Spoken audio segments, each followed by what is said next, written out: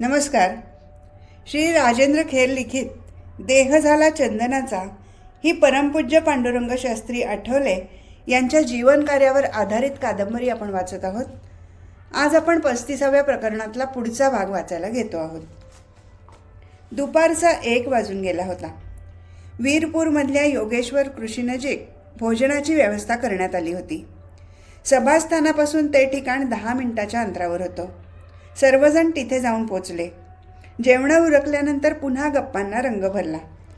पुणेकरांना आपल्या मोटारीतून घेऊन जाणारा स्वाध्यायी तेव्हा सांगत होता, हंसाबेनची कर्मकथा आता तुम्हाला सांगतो. काही वर्षांपूर्वी हंसाबेनच्या पतीचं निधन झालं. ती विधवा झाली. त्यांच्या जमातीमध्ये अजब रिवाज आहे. एखादी स्त्री अकाली विधवा झाली तर तिला स्वतःच्या दीराशी लग्न करावं लागतं. हंसाबेनचा दीर वयानं पुष्कळ लहान होता. मुळात दीराशी पुनर्विवाह करणं तिला मुळीच मान्य नव्हतं. तिनं विद्रोह केला. मी लग्न करणार नाही असं ठामपणानं तिनं सांगितलं. त्यावरून घरात खडाजंगी झाली. मोठं भांडण उभं राहिलं. सासरचे लोक तिच्या विरोधात उभे ठाकले. पुणेकर आश्चर्यानं ही हकीकत ऐकत होते. अशा चालीरीती फक्त त्यांच्या ऐकिवात होत्या, पण तिथे प्रत्यक्ष अनुभव त्यांना ऐकायला बघायला मिळत होता.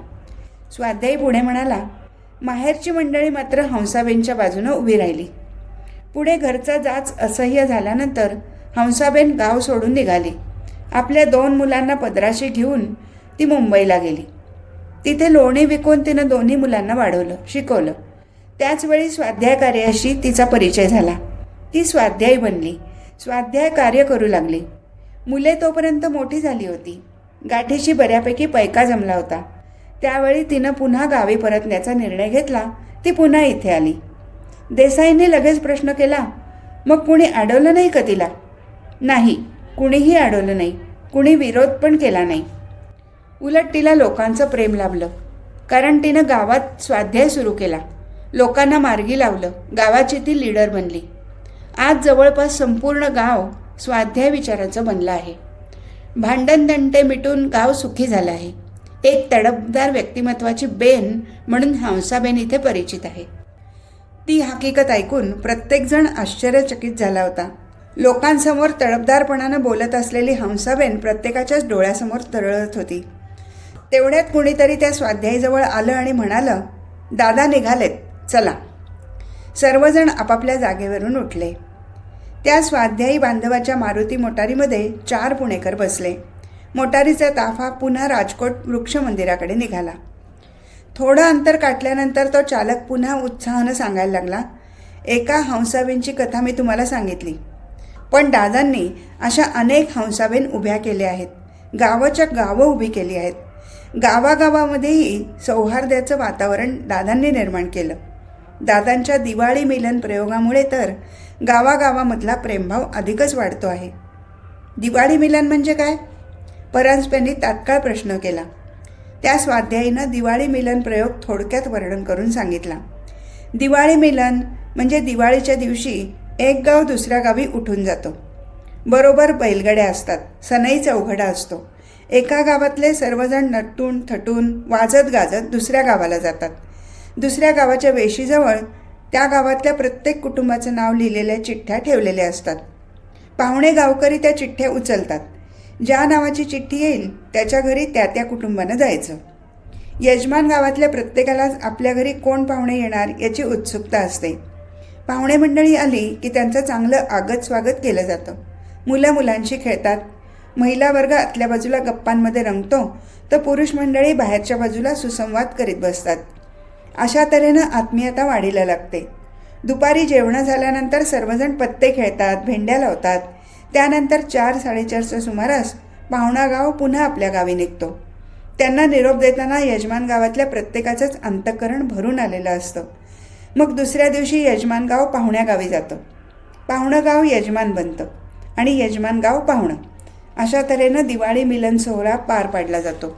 हे सांगून तो स्वाध्यायी म्हणाला, आत्मीयता जागृत करणारे असे अनेक प्रयोग दादांनी उभे केले. प्रत्येक माणसाला दादांनी हात देऊन वर आणलं. दादांचा स्पर्श झाला की या मारुतीचं जेट विमान बनतं. लाखोंचा तसा अनुभव आहे.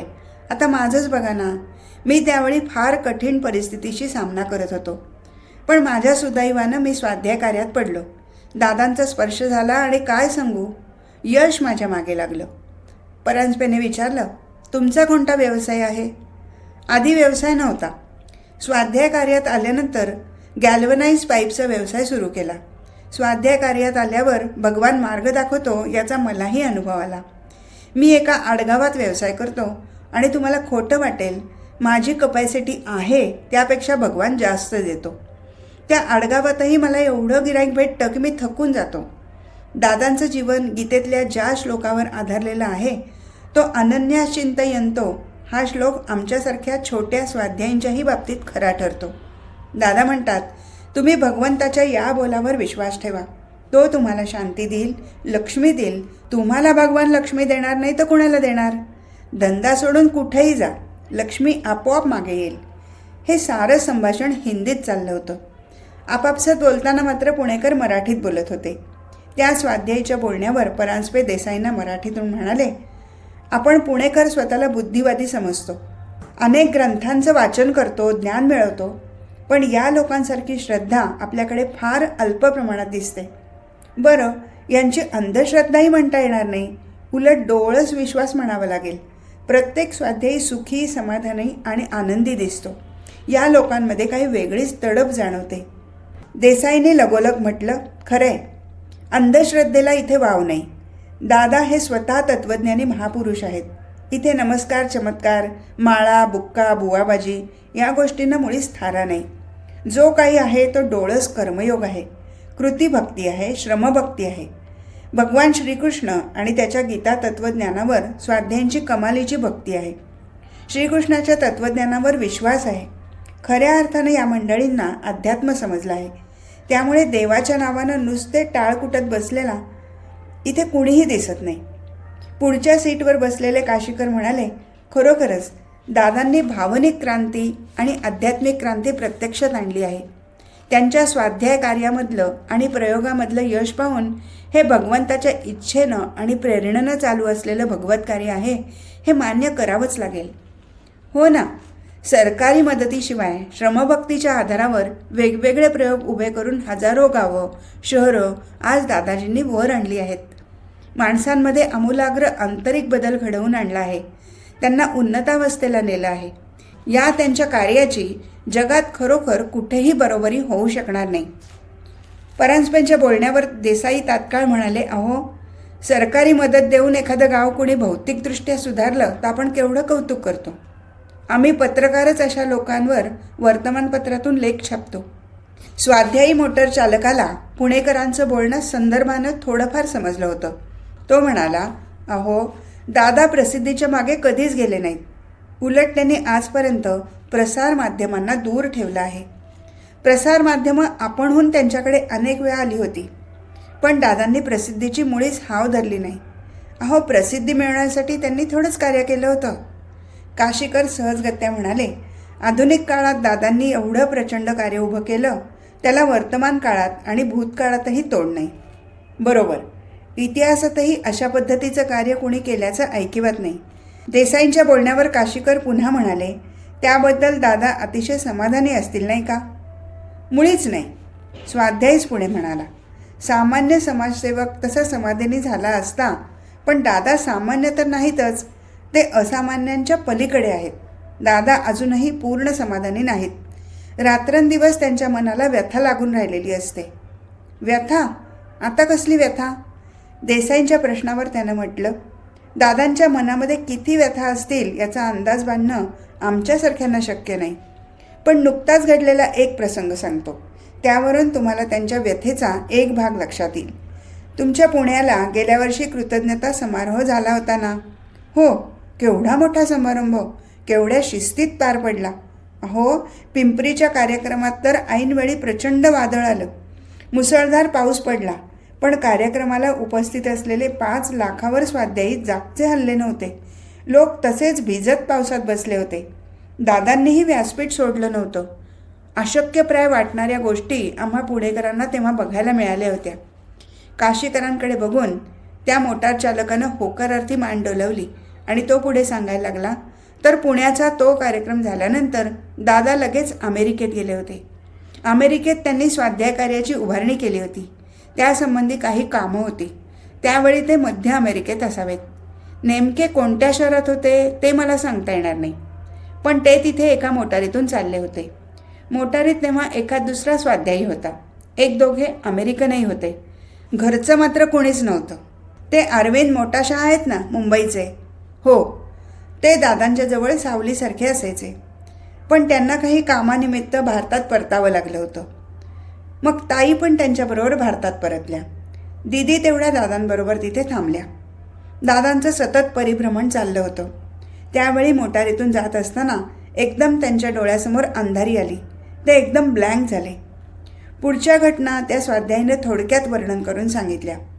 पांडुरंग शास्त्रींना अस्वस्थ वाटू लागताच त्यांच्याबरोबरच्या मंडळींची धावपळ उडून गेली.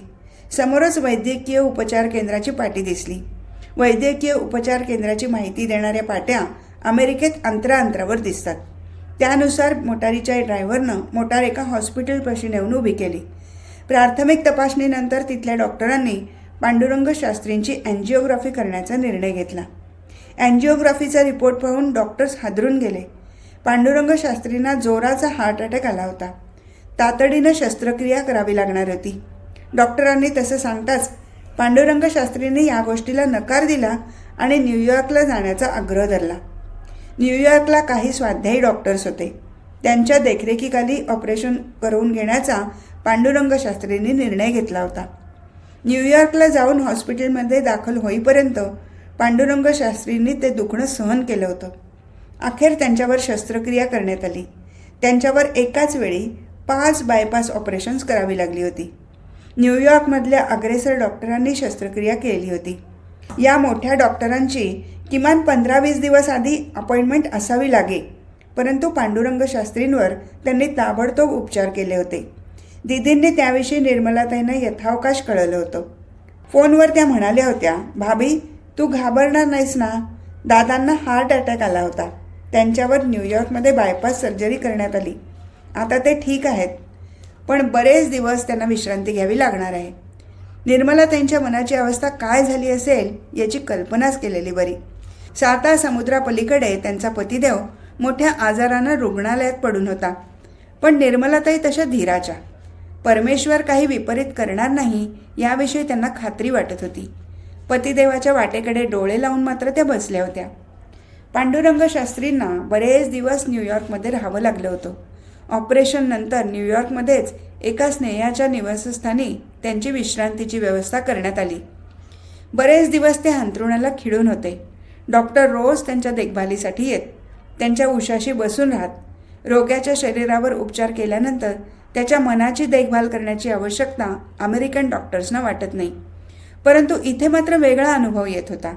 अमेरिकन डॉक्टर रोज पांडुरंग शास्त्रींना बघायला येत. कितीतरी वेळ ते त्यांच्या उशाशी बसून राहत. एके दिवशी ते डॉक्टर असेच पांडुरंग शास्त्रींजवळ बसून होते. पांडुरंग शास्त्री तेव्हा नेत्र मिटून पडून होते. एकाएकी त्यांच्या नेत्रांमधून अश्रू ओघळायला लागले. डॉक्टरांना त्याबद्दल आश्चर्य वाटलं. पुढे आणखी 2-3 वेळा डॉक्टरांना हे दृश्य बघायला मिळालं. तेव्हा एके दिवशी डॉक्टरांनी त्यांना विचारलं, तुम्ही रडता का? Are you afraid of death? Never. मृत्यूला मी कधीच भीत नाही. मनाशी ते म्हणाले, मृत्यूला कशासाठी घाबरायचं? It's law of nature. मृत्यू भयानक नाही. पुनर्जन्म निश्चित आहे. देवानं माणसाला फ्री विल दिलं आहे. या सृष्टीवर देवाचं अत्यंतिक प्रेम आहे. असं असताना मृत्यूला भ्यायचं? उघडपणानं ते म्हणाले, डॉक्टर, आयुष्यात मी असं काही केलेलं नाही की ज्यामुळे मृत्यूला घाबरावं. डॉक्टर पुढे विचारत होते, घरची आठवण येते म्हणून? पांडुरंग शास्त्रींनी लगेच मान डोलावली. काहीतरी कारण त्यांना हवंच होतं, पण प्रत्यक्षात अश्रूंचं कारण वेगळंच होतं. पुणेकर उत्सुकतेनं ऐकत होते. स्वाध्यायी म्हणाला, दादांच्या नेत्रामधल्या अश्रूंचं कारण आम्हाला पुढे समजलं. अंथरुणावर पडल्या पडल्या त्यांच्या मनात विचारांचा गदारोळ माजला होता. त्यांना वाटत होतं, माझं हे एवढं मोठं काम आज उभं राहिलंय, ते खरोखरच कुणाला समजलंय का? या विशाल कार्याला कुणी धक्का लावेल का? बाहेरचं कुणीही या कार्याला धक्का लावणार नाही हे त्यांना माहीत होतं. मग देसाई साहेब, दादांना बाहेरच्यापेक्षा आमच्या स्वाध्याय परिवाराचीच भीती वाटते. त्याला खरोखरच शास्त्रीय मूर्तीपूजा समजली आहे की नाही, तो चिंतन करील की नाही, भ्रातृभाव वाढवण्यासाठी तो व्यक्तिसंपर्क ठेवील की नाही, त्याचा अहंकार बळावणार तर नाही, देव त्याच्या आत बसला आहे ही जाणीव त्याच्या मनात सतत राहील ना. दादांना हे प्रश्न सतत भेडसावीत असत. दादांच्या मनात सतत ही व्यथा असते, अक्षरशः रात्रंदिवस. दादा कधीच निष्क्रिय नसतात, सतत ते कार्यरत असतात. पण न्यूयॉर्कमध्ये अंथरुणाला खिळल्यानंतर त्यांच्या मनात हे असले विचार उफाळून यायचे. त्या विचारांनी ते व्यथित होऊन जायचे. व्यथा अश्रूंच्या रूपानं ओघळायची. परांजपे म्हणाले, म्हणजे दादा केवळ आजच्यापुरतं पाहत नाहीत, त्यांची दृष्टी भविष्यात लागून राहिलेली असते तर. आम्हा स्वाध्यायींची एक धारणा आहे, दादांना फार दूरचं दिसत असतं. ते एकटे दूरवर पोचूही शकतात, पण आमच्यासाठी ते स्वतःचा वेग कमी करतात. आम्ही अंधारात चाचपडत असतो. अशा वेळी बॅटरीचा झोत दूरवरच्या लक्ष्यावर पाडून पायाखालची वाट कशी दिसेल म्हणून बॅटरीचा उजेड ते आमच्या पायवाटेवर पाडतात. काही वेळ थांबून स्वाध्यायी पुढे बोलायला लागला, दादांची आणखी एक व्यथा आहे. माफ करा, पण तुमच्यासारख्या बुद्धिवाद्यांना दादांच्या प्रयोगाचं म्हणावं तितकं आकलन झालेलं नाही. किंबहुना बुद्धिवादी लोक त्यांचे प्रयोग समजून घेत नाहीत. दादांची ही फार मोठी व्यथा आहे. परांजपे एकदम म्हणाले, खरं आहे तुमचं म्हणणं. बुद्धिवादी म्हणवणाऱ्या मंडळींनी दादांचे प्रयोग जाणून घेतले पाहिजेत. एव्हाना याज्ञवल्क्य वृक्षमंदिर दृष्टीपथात आलं होतं. कालावड रोडवरून मोटारीचा ताफा डावीकडे वळला. दुपारचे 4 वाजून गेले होते. स्वाध्यायी मोटरचालक म्हणाला, वृक्षमंदिरातच तुमची विश्रांतीची व्यवस्था केली आहे. जरा वेळ विश्रांती घ्या, काही लागलं तर सांगा, मी इथेच आहे. सर्वांनी संमतीदर्शक मान हलवली. दुपारची वेळ होती. आम्रवृक्षाच्या छायेखाली पुणेकर खुर्च्यांवर विसावले होते. गेल्या 2 दिवसाप्रमाणे गप्पांना रंग चढला होता.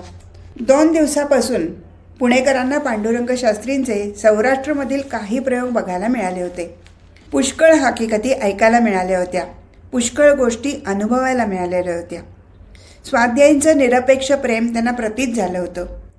भौतिक विश्वात आतापर्यंत काळ व्यतीत केलेल्या पुणेकरांना त्या अनोख्या भावविश्वात दिव्यानंद मिळत होता. ते सुखावून गेले होते. स्वाध्यायींच्या मुखातून नव्या नव्या हकीकती ऐकण्यात रंगून गेले होते. बाजूच्या खुर्चीवर बसलेले एक साठीतले स्वाध्यायी तेव्हा त्यांचा अनुभव सांगत होते. मी बँक मॅनेजर होतो. त्यावेळी स्वतःविषयी मला फार अभिमान वाटायचा. लोकांना कर्ज मंजूर करताना माझा रुबाब कोण असे. एक गोष्ट सांगू, मी टेबलाखालून रक्कमही घेत असे. अचानक एके दिवशी माझा स्वाध्याय कार्याशी संबंध आला. परिसस्पर्श झाल्यासारखं तेव्हा मला वाटलं. हळूहळू माझ्यामध्ये बदल घडून यायला लागला. व्यसनं सुटली, वाईट सवयी नामशेष झाल्या. त्यानंतर मी ठरवलं, आता पूर्णपणानं स्वाध्याय कार्यात उडी घ्यायची. बँकेतून लवकर निवृत्ती घेतली आणि आज या कार्याला वाहून घेतलं. आता मी जेवढा सुखी आहे तेवढा पूर्वी कधीच नव्हतो. देसाईंनी विचारलं, भक्ती फेरीला वगैरे जाता काय? हो तर, अजूनही जातो. बरेच अनुभव आले असतील नाही? देशमुखांकडे बघून ते स्वाध्यायी तात्काळ म्हणाले, कितीतरी अनुभव. बहेनजी, आमचे स्वाध्यायी एक एक अनुभव सांगायला लागले ना तर ते ऐकण्यासाठी तुम्हाला पुष्कळ काळ इथे थांबावं लागेल. एखादा अनुभव सांगा की. काशीकरांकडे वळून ते म्हणाले, सांगतो. दरोडेखोरांची सुद्धा जीवनं कशी बदलली गेली याची एक हकीकत सांगतो. पोरबंदरमध्ये असाच एक दरोडेखोर होता. त्याचं नाव सरवण रुंजा. हा सरवण अतिशय बेरड होता. मड्यावरचे मी लाडू खाईन असं तो फुशारकीनं म्हणत असे. त्याच्या हाताखाली 40 दरोडेखोर होते. त्या लोकांकडे मी भावफेरीसाठी गेलो होतो. मग त्या सरवणकडे गेल्यापासूनचे काही प्रसंग त्यांनी कथन केले. ते स्वाध्यायी त्याच्याकडे गेले तेव्हा त्या सरवणनं त्याचं चांगलं स्वागत केलं. आपलं वैभव दाखवावं त्याप्रमाणे सरवणनं त्यांना पिस्तुलं, रिव्हॉल्वर्स इत्यादी 22 प्रकारच्या बंदुका दाखवल्या. मग म्हणाला, घेऊन जा एखादं पिस्तूल. कशासाठी? पिस्तूल जवळ असलं म्हणजे पैसे मिळतील, सोनं मिळेल. अहो, पिस्तूल विकून सोनं थोडंच मिळतं. गडगडाटी हास्य करून तो म्हणाला, पिस्तूल विकायला कशाला पाहिजे? पिस्तूल नुसतं दाखवलं तरी सोनं मिळेल, लाखो रुपये मिळतील. पांडुरंग शास्त्रींनी अशा लोकांसाठी पुष्कळ वेळ दिला होता. स्वाध्यायीसुद्धा वेळोवेळी त्यांच्याकडे जात होते. हळूहळू तो दरोडेखोरांचा म्होरक्या बदलला. पांडुरंग शास्त्रींपुढे त्यांनी शस्त्र खाली ठेवलं. एका सत्यनारायण पूजेच्या प्रसंगी पांडुरंग शास्त्रीने त्या सर्वांना आपल्याजवळ बसवून घेतलं. त्याच्यामध्ये तेव्हा संपूर्ण परिवर्तन घडून आलं होतं. त्याच्या विरुद्धची कायदेशीर कारवाई मात्र थांबली नव्हती. एके दिवशी त्याला रीतसर पकडण्यात आलं. प्रथम त्याला कच्ची कैद दिली गेली. त्याचवेळी एकदा पांडुरंग शास्त्री पोरबंदरमध्ये गेले होते. ती गोष्ट सर्वांना समजली. मला दादांना भेटायचं आहे, आम्हा लोकांना पावन करा असा निरोप त्यानं स्वाध्यायीमार्फत पांडुरंग शास्त्रींना पाठवला. 6 फूट उंचीच्या त्या धिप्पाड सरवण रुंजाला तुरुंगातही सर्वजण घाबरत असत. इन्स्पेक्टरवर सुद्धा त्याची जरब होती. त्यामुळे तुरुंगात राहूनही तो हव्या त्या गोष्टी साधत असे. एवढंच काय, बदली माणूस ठेवून तो तुरुंगाबाहेरही जाऊन येत असे. एवढा त्याचा वचक होता. त्यानं दिलेला निरोप स्वाध्यायींनी पांडुरंग शास्त्रींना जाऊन सांगितला. ते म्हणाले, दादा तुम्हाला यायला हवं, तुम्ही आला नाहीत तर तो इथे येईल. अहो तो तुरुंगात आहे ना. दादा तो तुरुंगातून केव्हाही सहज बाहेर पडू शकतो. ठीक आहे, उद्या येतो म्हणून सांगा. हे जेव्हा त्याला समजलं तेव्हा त्याच्या आनंदाला पारावर उरला नाही. एका रात्रीत त्यानं कैद्यांच्या सहाय्यानं रंगकाम केलं. संपूर्ण तुरुंगाला व्हाईट वॉश दिला. मग फुलांच्या माळाने तुरुंग शृंगारला. ठरल्याप्रमाणे दुसऱ्या दिवशी पांडुरंग शास्त्री तुरुंगात पोचले तेव्हा सरवण रुंजा तिथे नव्हता. त्यांनी आश्चर्यानं विचारलं, सरवण कुठे आहे? कुणीतरी सांगितलं, तो हार आणायला गेलाय. त्याची वाट बघत पांडुरंग शास्त्री तिथेच थांबले.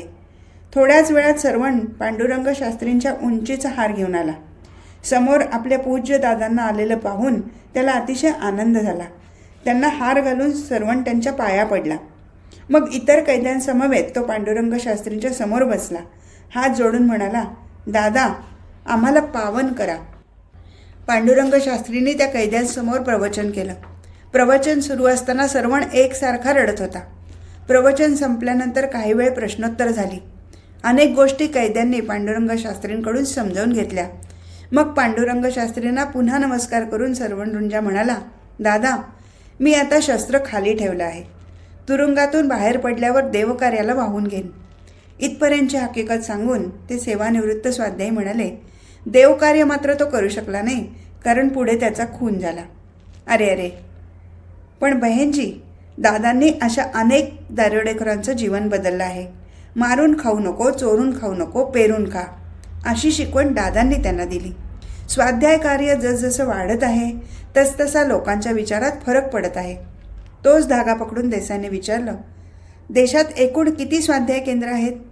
पलीकडे बसलेल्या दुसऱ्या स्वाध्यायीनं माहिती पुरवली. तसं सांगणं अवघड आहे, पण केवळ आपल्या भारतात 2 लाख स्वाध्याय केंद्र तरी असतील. प्रत्येक केंद्रात सरासरी 200 स्वाध्यायी असतात. बाकी जगभर स्वाध्याय केंद्र आहेतच. अरे बापरे, म्हणजे स्वाध्याय परिवार काही कोटीचा आहे की? देशमुखबाईंनी आश्चर्य व्यक्त केलं. अशाच गप्पा रंगल्या होत्या. त्यामध्ये संध्याकाळचे 7 केव्हा वाजले ते कोणालाही समजलं नाही. तेवढ्यात एक स्वाध्यायी पुणेकरांजवळ आला आणि विनयानं म्हणाला, आज रात्रीचं जेवण थोडं लवकर करावं लागणार आहे.